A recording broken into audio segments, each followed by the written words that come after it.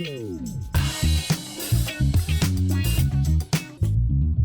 welcome to another episode of the Pitch BTCC show. I'm really pleased to have one of my personal motorsport heroes, Dick Bennett from West Surrey Racing here, who celebrated a fantastic milestone of 100 British touring car wins at Knock Hill last weekend. Dick, how was that for you? 100 wins in British touring cars? Yeah, hard to believe, to be honest, but yeah, we've been doing it for a while. Yeah. We started in '96, but going back to Knock Hill now, it was fantastic, not only for Colin Turkington to get our 100th win, but for him to get a win to put his championship back on, the right track again. Well, the last couple of months, he's had a bit of an unhappy face on, so it's good to see him smiling at the end of a race for change. I think he'd scored 14 points in 6 races, and he came away after Knock Hill with the highest point score, I think 49. So, but there, to get our 100th win was also fantastic. Not only for myself, but for the whole team, and some of our staff have been with us from right when we started in the touring cars. So. No, it's fantastic to see. I mean, so you got 100 wins in the British Touring Car Championship, but before that you had 75 wins, was it, in other race series, as in Formula 3? We still have debates on that, whether it's 75 or 77. So, okay, right. But it's somewhere around that mark. All right, fantastic. I'm not a person who keeps all those statistics. My background's engineering, so I'm more interested in roll centres and spring rates and dampers. Well, it's always much more interesting anyway, isn't it? But yes, so we initially started with Formula 3 when we set up our own team. Yeah, no, that's right. But before that, you obviously, I can tell from your accent, you're not from these isles anyway. So, so tell us about the whole Dick Bennett story. How did you get involved in motorsport? Probably my dad was, when I was 8-10 years old, took me along to watch the street races in my home city of Dunedin, down the South Island, New Zealand. And I took an interest then. Then I originally wanted to be an architect, but I was a bit lazy at school. So I joined the club. I was in the same club as that. So my second choice was engineering. So I started with that in an engineering company. Then I joined the Otago Sports Car Club and met lots of similar-minded people who loved fast cars. And then just progressed from there. Got an opportunity. I saw an advert in a little local magazine, Performance Developments in Auckland. They wanted someone, so I thought, oh, it's 1,000 miles from home. I lose all my mates and that, but I took a decision. I wanted to pursue my career.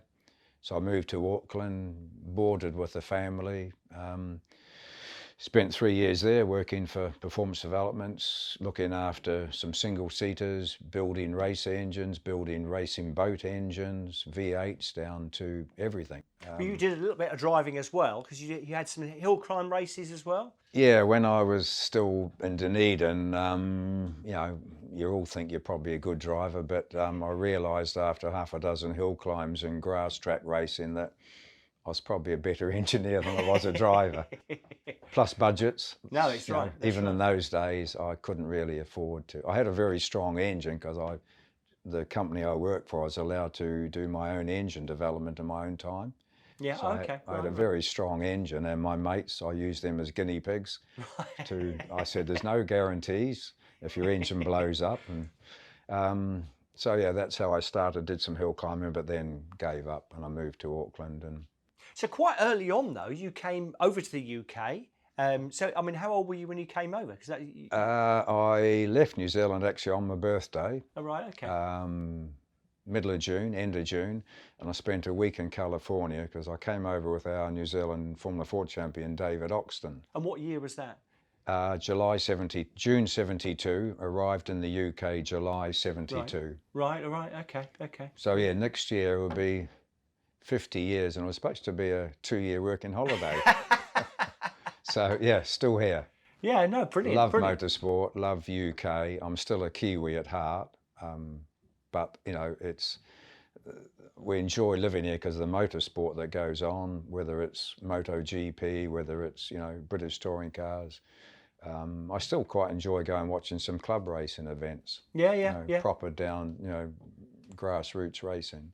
Well, so I think the incredible thing about the 70s, which was such a massive time, motorsport sort of was a huge expanding industry, and it gave lots of young guys like yourself at that time lots of opportunities to get involved with emerging race teams. And probably one of the first big teams that you got involved with was March. Yes, yeah. When David went back to New Zealand to run his dad's business, I stayed on for another 18 months.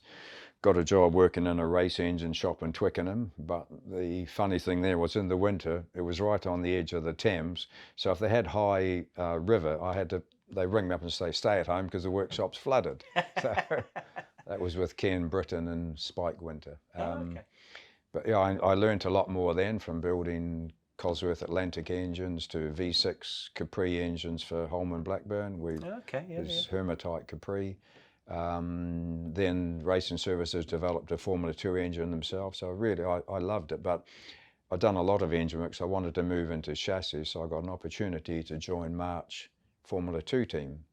So worked with, Robin Hurd, Max Mosley and those guys, but it was just too many politics after 1 year. It was a works March BMW Formula 2 team, but after 1 year I decided to move on, and I actually joined an American company, Fred Opert Racing. Yeah, yeah.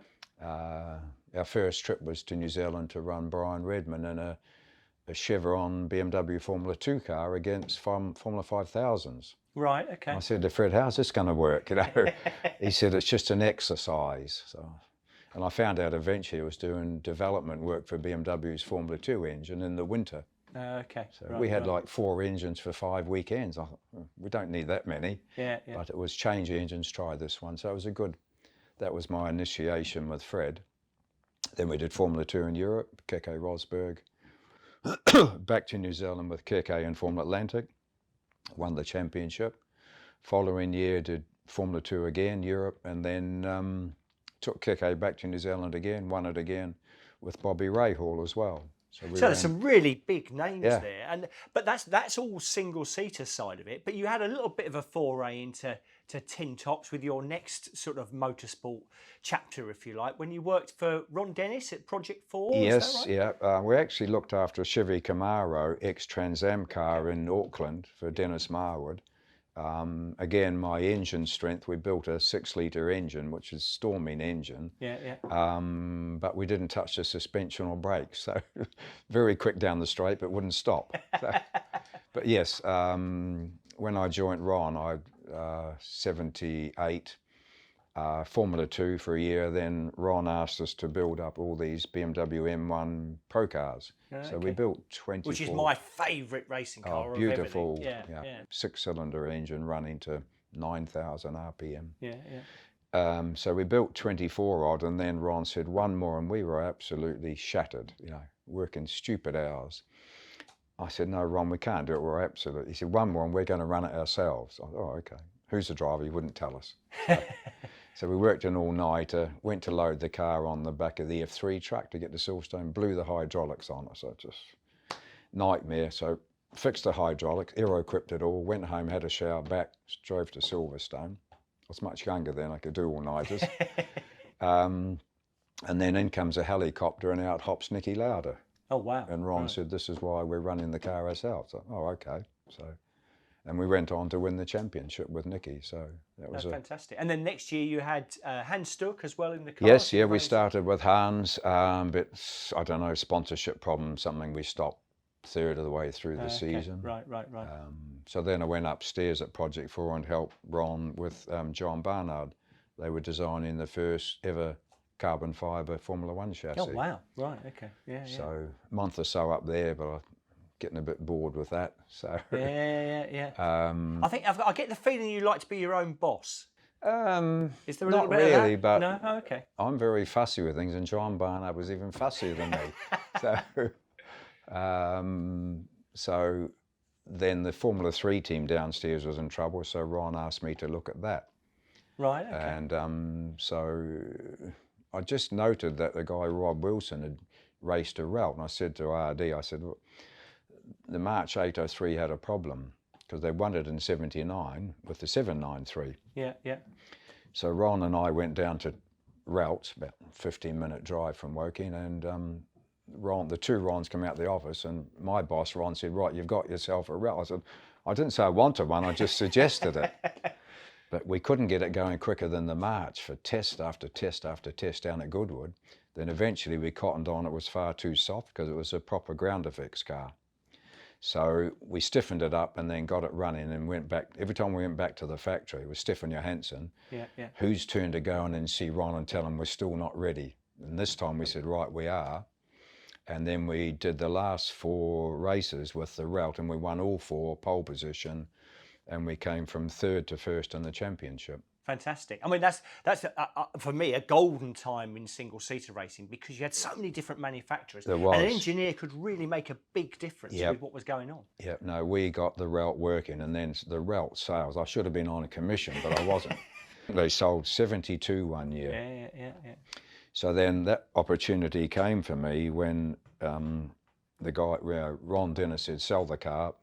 So this young trainee doctor come along, Jonathan Palmer. Oh, okay, right. And his mentor, Mike Cox from West Surrey Engineering. So they bought the car. And typical, they asked, has it got the good engine? Has it got all the right? I said, listen, it's not my car. It belongs to Ron. It's as it won the championship. So Jonathan went quick, and they bought the car. Right. And then well, and that's how that's sort of the birth of WSR, West Surrey Racing. So let's come back after the break, and we'll see exactly how Dick managed to get himself to be a legend and also a team boss in British motorsport.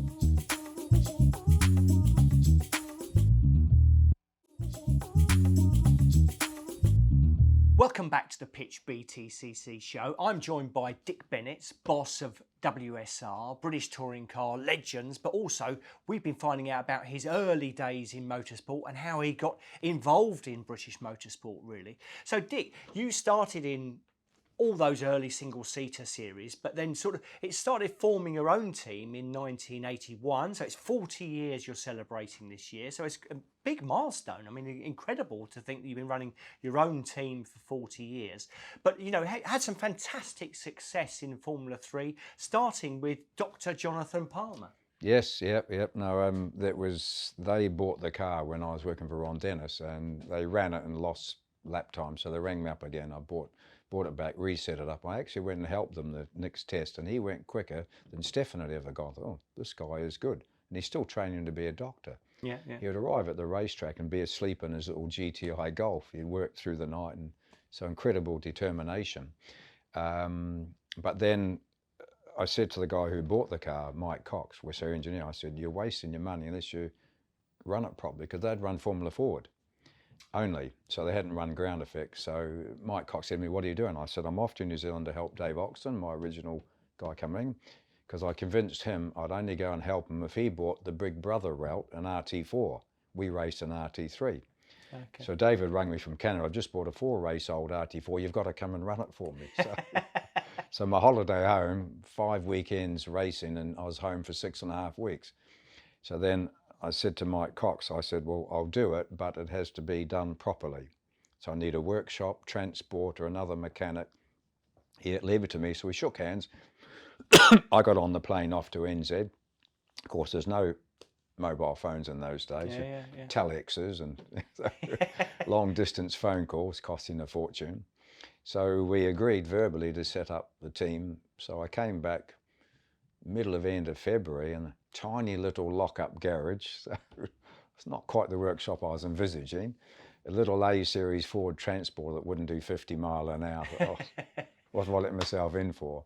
So I got a mate of mine, Harvey, who had been at McLaren's. He come and joined us as a mechanic and that. And we had Dave Stevens, who was Jonathan's Formula Ford mechanic, as our number 2. So that was our team, 3 of us. Yeah. And JP's brother, Jamie, would come along and be our gopher for the weekend.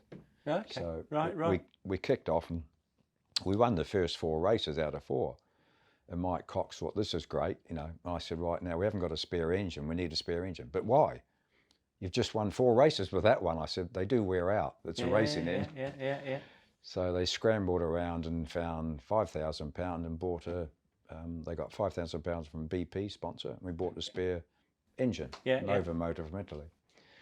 So we continued on a very low budget, but that was the setup then. We ran it under West Surrey Engineering because of Mike Cox's company, but it was all organised and we ran the show.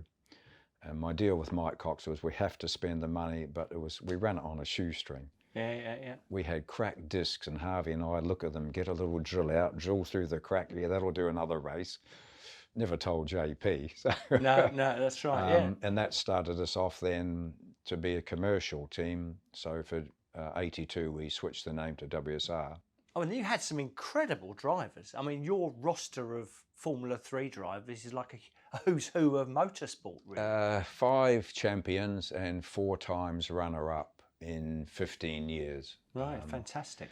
And yeah, our first champion was JP, year 1. So I thought, oh, this is easy. Start your own team, and we won the championship. So that got people interested in joining us. And the next one was Kiki Mansilla. We finished second with him, and he really struggled early on because he'd come from a Formula Ford 1600, no aero. Yeah. And he kept telling me it was oversteer until I went out, because there's no data in those days, no computers to look at. So I went out on track and watched him. He had massive understeer. Then it went to oversteer. So I get out the car, changed it all around, sent him out again. Oh, started winning races. Finished second, but then for the following year we ran Senna. Yeah. But the interesting story, when Ayrton, why he came to us, because Eddie Jordan was trying to get him, with Eddie being chasing the money.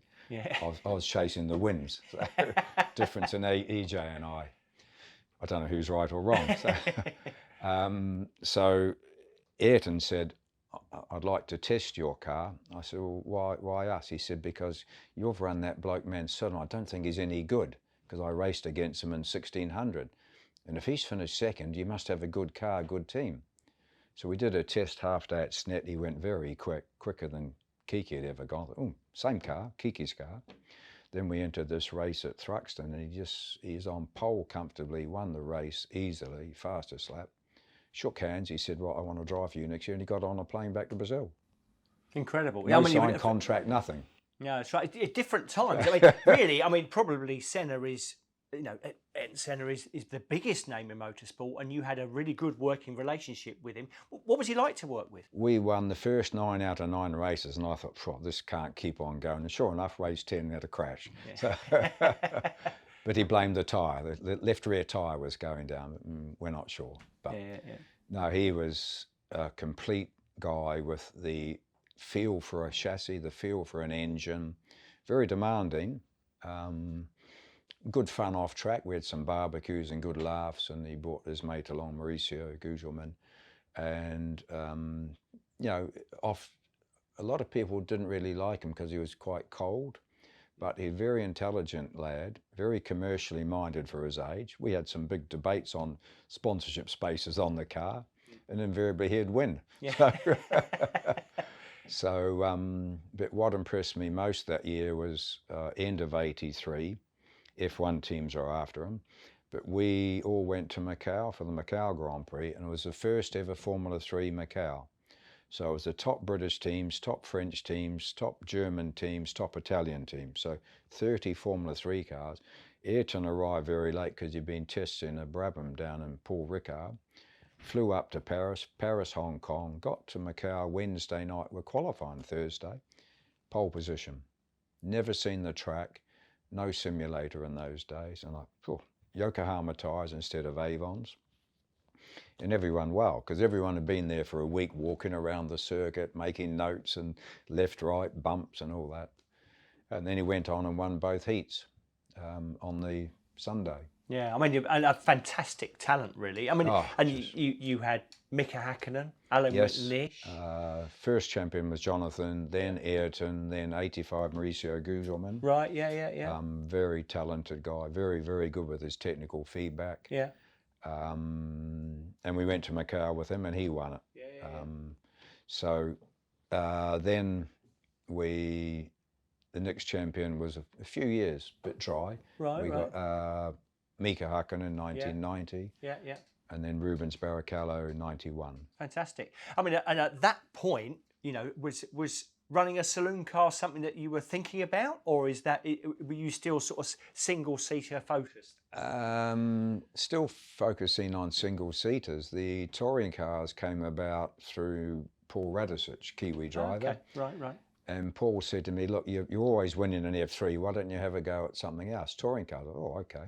So he invited me down to Brands Hatch to watch, 1995. Okay. So I went like, well, this is serious stuff, you know, works, teams and all that stuff. And I said, well, it's in the deep end. He said, no, you can do it.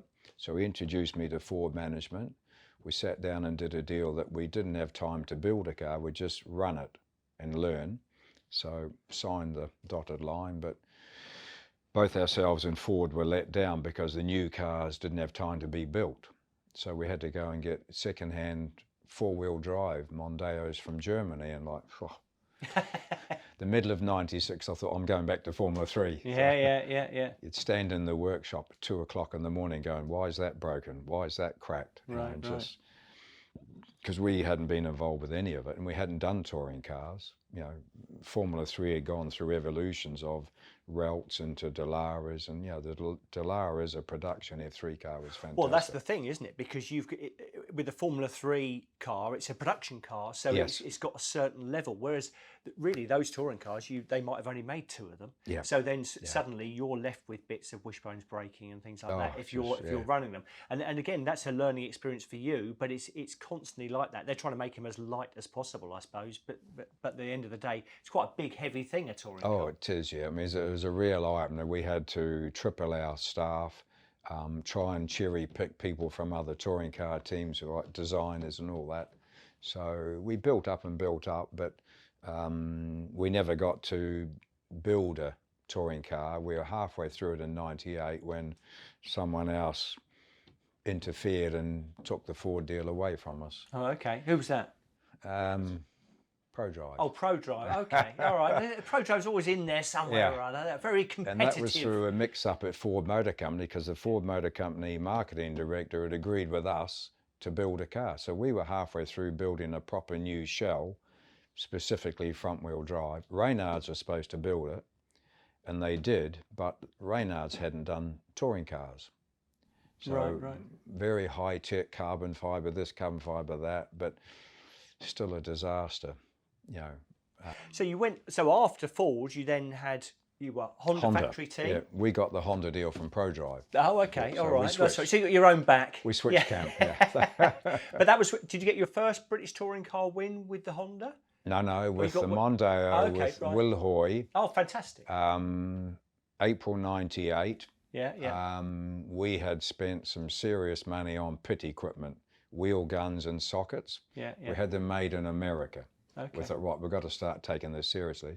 And it was one of those wet-dry races. Okay. And we did a pit stop probably 10, 15 seconds quicker than anyone. We put Will on wets and Craig on intermediate. So we covered ourselves, because one of those touring car days, dry, wet, you know, what's it going to be? But those days we had slicks, intermediates and wets.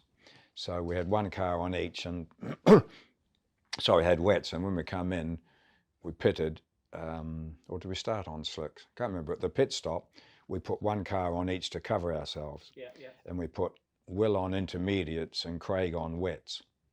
And the intermediates were the way to go. So Will won the race. And brilliant. It was our first ever win, and that was like winning 100 races. Oh, fantastic. First touring car win. So good stuff. So join us after the break. We'll be continuing to talk to Dick Bennett about how his team progressed in the British Touring Car Championship.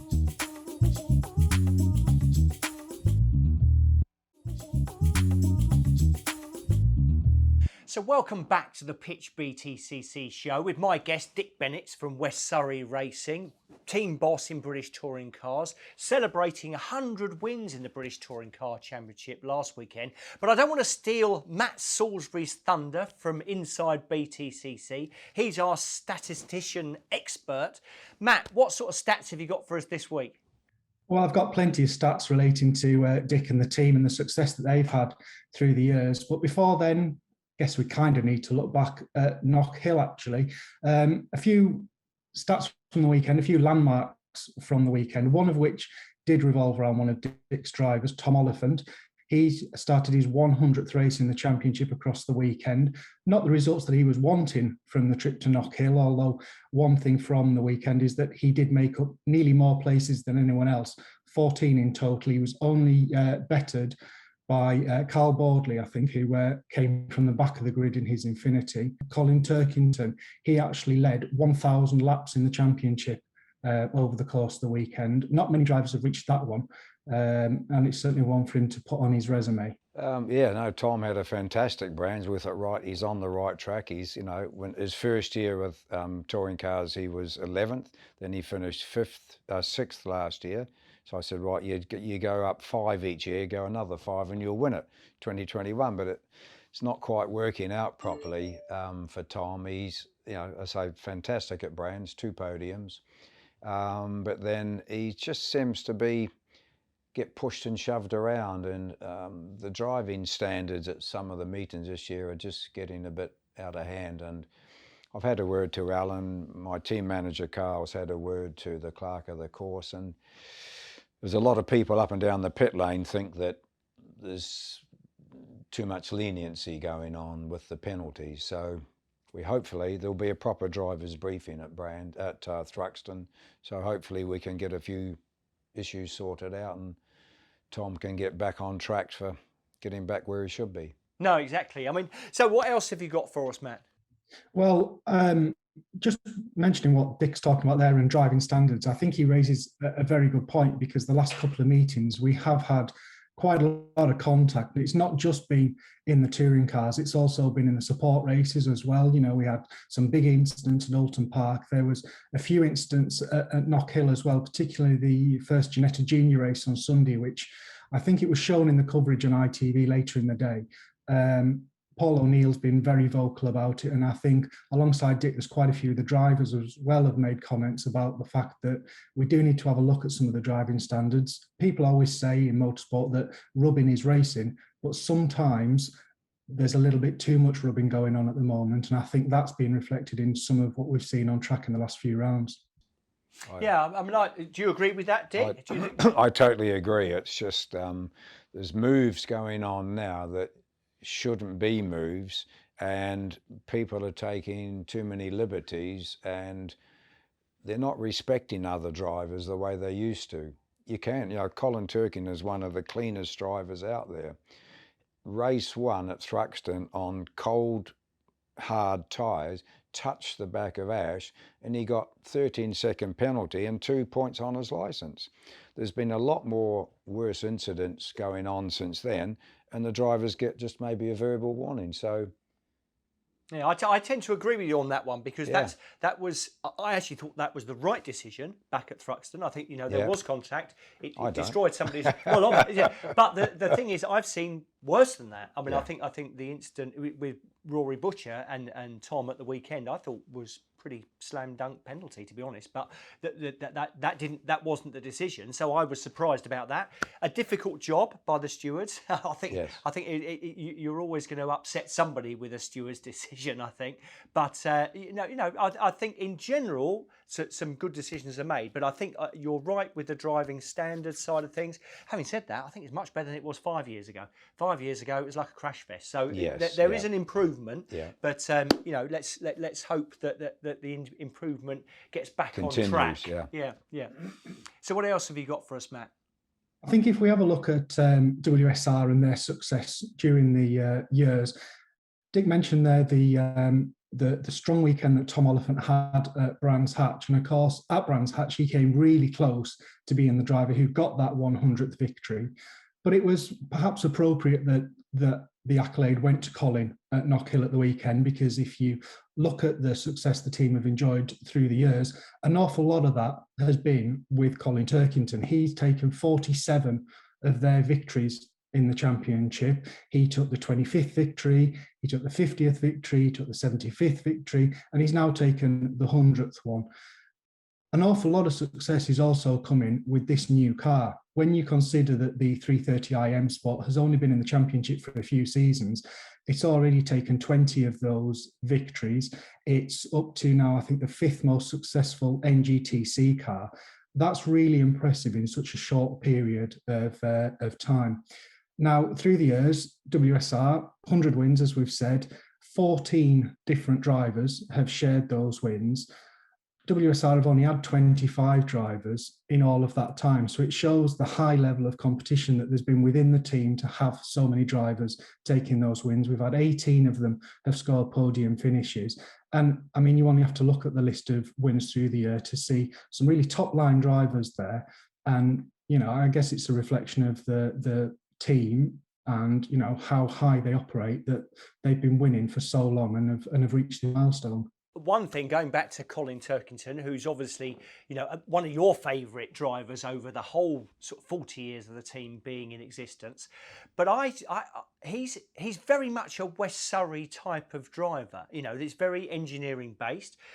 He works very, very hard on behind the scenes, making sure that he's getting his message across, if you like, with detailed reports of what's going on.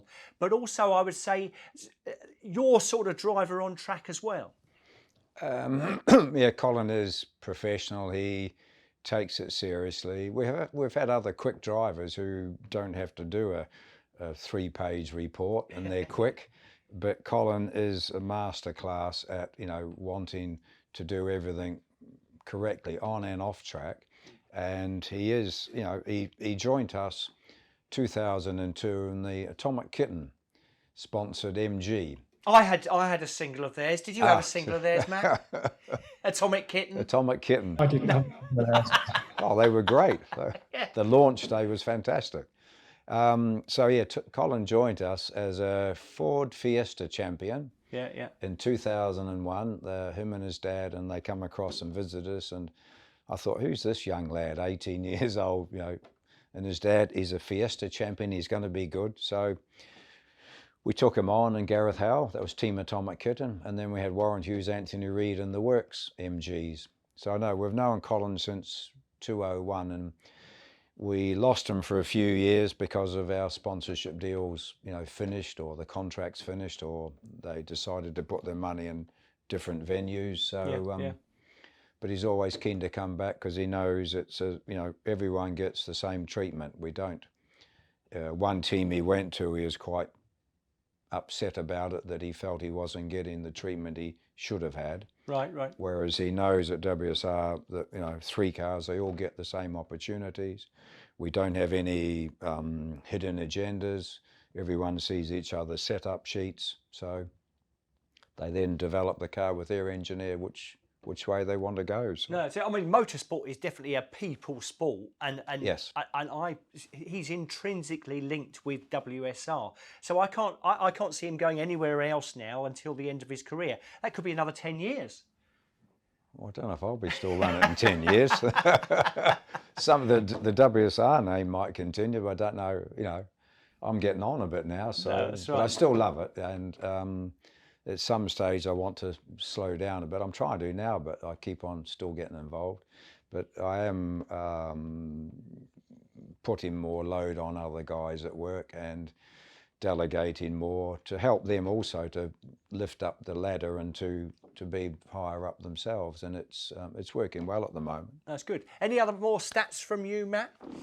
Well, we'll just touch on what you were saying about Colin there and how linked he is to WSR. I mean, for us guys who work in the media, when he did leave the team and he did those few years with BMR, it was a bit of a weird one, because you'd be leaving the press room thinking, I need to go and speak to Colin, and you'd almost automatically go to the wrong truck because you'd be expecting him to be down with WSR. If you look at the stats from through the year for the team, though, I mean, Colin, he does stand apart from everyone else who's raced for the team through the seasons. He's started more races, he's won more races, he's scored more podiums, more poles, more fastest laps, led more laps, and he's scored more points than any other driver. So, you know, it's one of those. If you mention Colin Turkington, you invariably think of West Surrey Racing. You mention WSR, you invariably think of Colin Turkington. The two kind of just go together. And I think, like you said, I can see them staying together until one or the other decides that they've had enough of the championship, and I don't see that happening anytime soon. I don't know which is going to come first there. It's the same with my chief mechanic. Steve has been with us since 1989. Well, Steve Buckle, isn't it? Steve Buckle had been with us since 1989, and we have a bit of a banter between each other. He says, Dick, when you stop, I'll stop. I said, Steve, when you stop, I'll stop. So we don't know when that's going to happen. He's having a rough time with his health, but he's still determined. He wants to work and that, and he's incredible. He's been with us through thick and thin, winning F3 championships, winning Tory car championships, and he's a full hands-on guy. He wants to do a lot of it himself, and I say, delegate it out, Steve, you know, stand back a bit. So that shows the strength in depth of the team at WSR. But join us after the break when we'll be seeing who got voted as driver of the day from Knockhill last weekend by users of the Pitch BTCC app.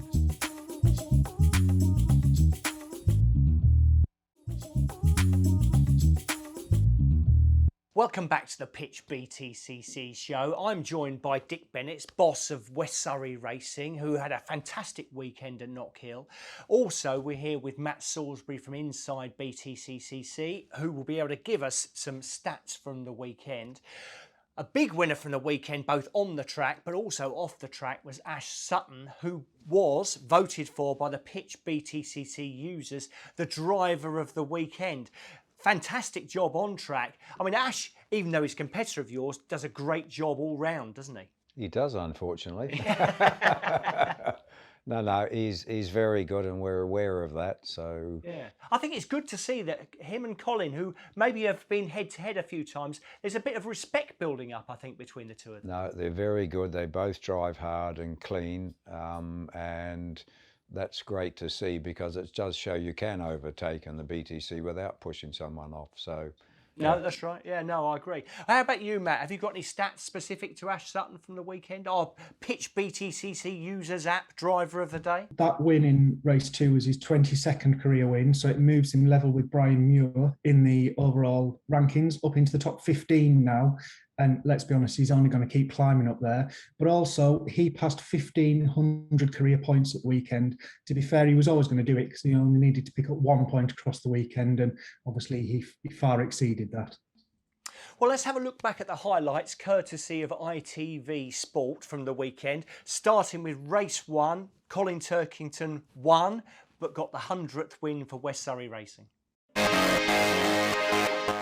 Lights go red, and it is blast off. It should be a good start by the BMW. It is. Senna Proctor moves across to cover off any challenge of Chris Smiley, who also gets the drop there on Josh Cook. Tom Ingram is up alongside Rory Butcher as they dive down towards Dappers Dip for the first time, and Ingram in the Hyundai's got the inside line, and he's got the place as well.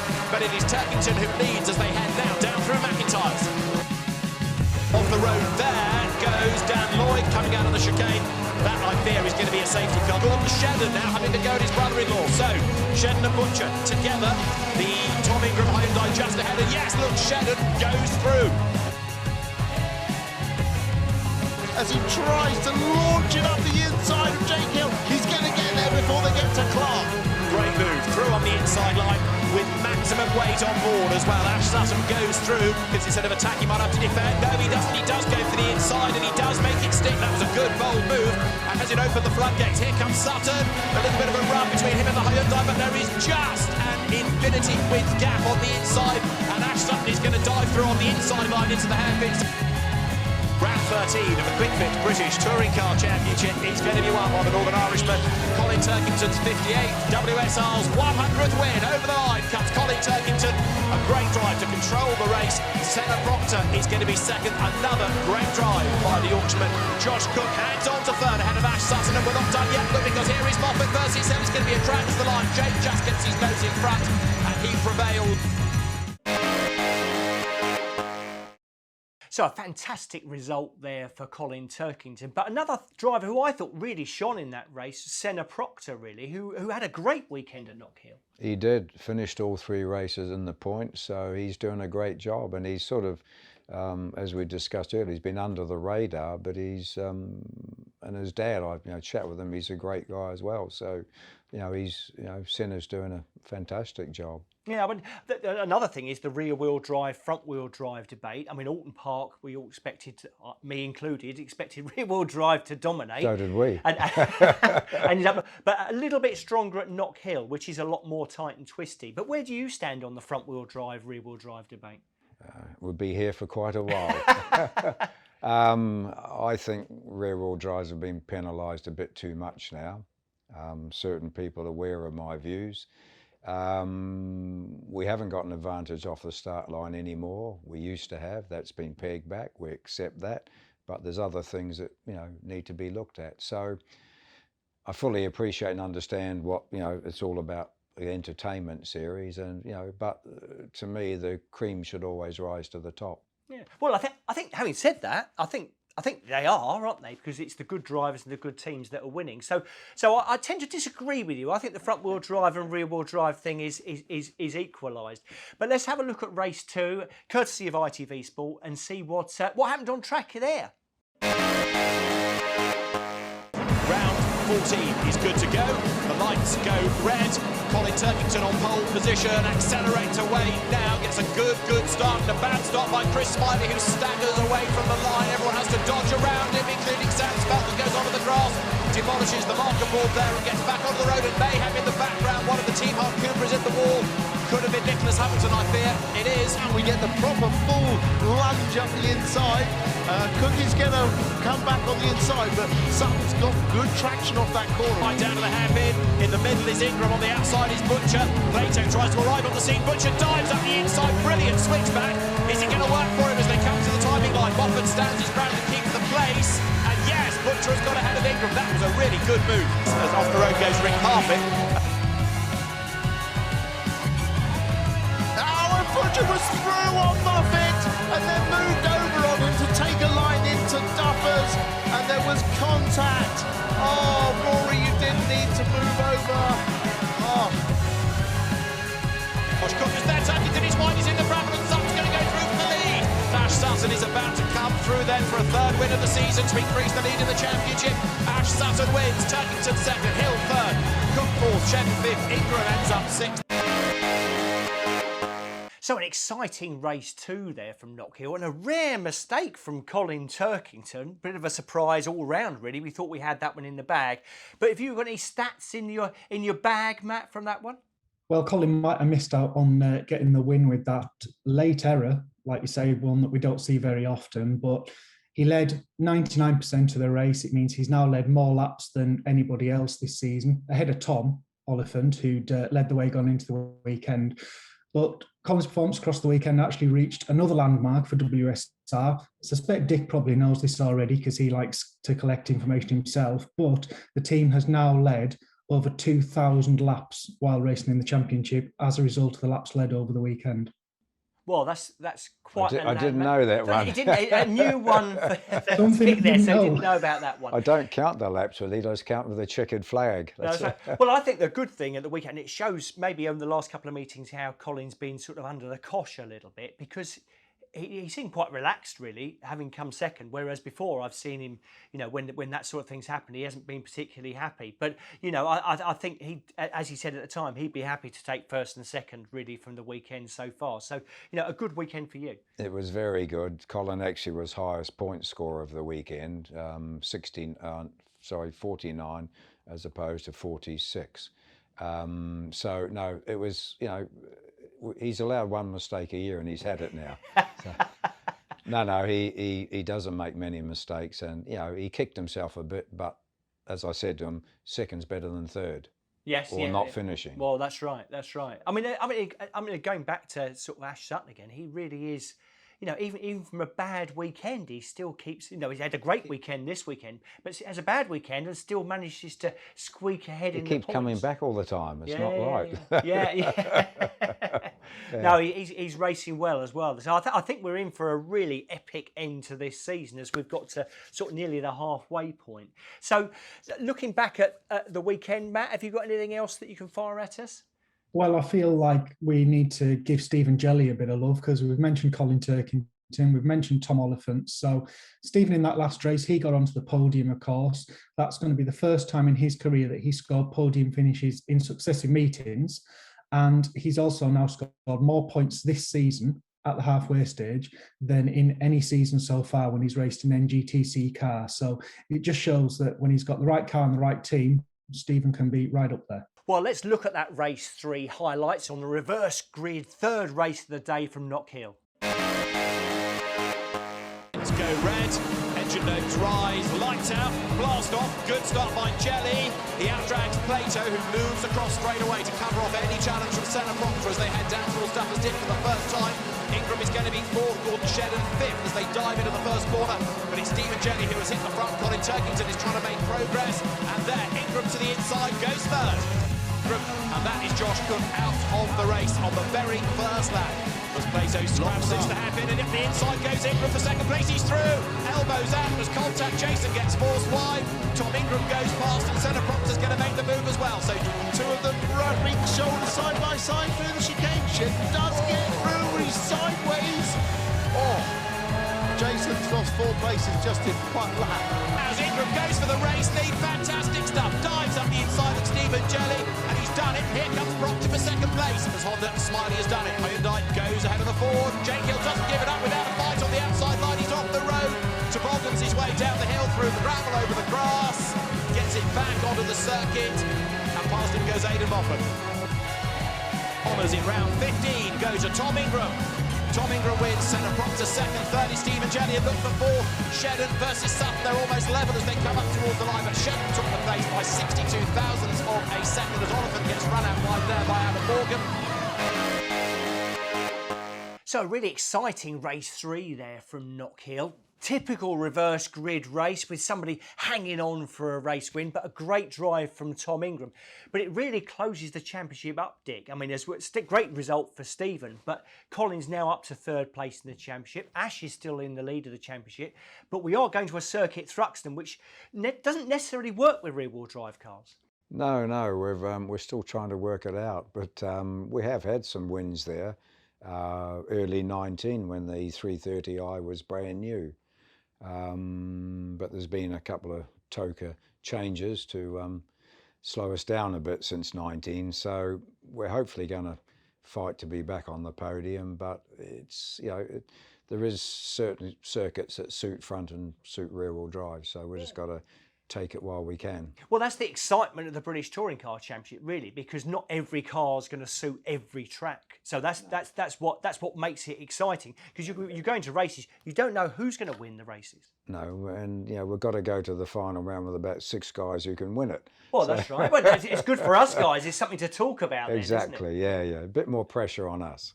No, they're brilliant. So, going back to the next race, off to Thruxton. Thanks very much to my guests, Dick Bennett from West Surrey Racing and also Matt Salisbury from Inside BTCC.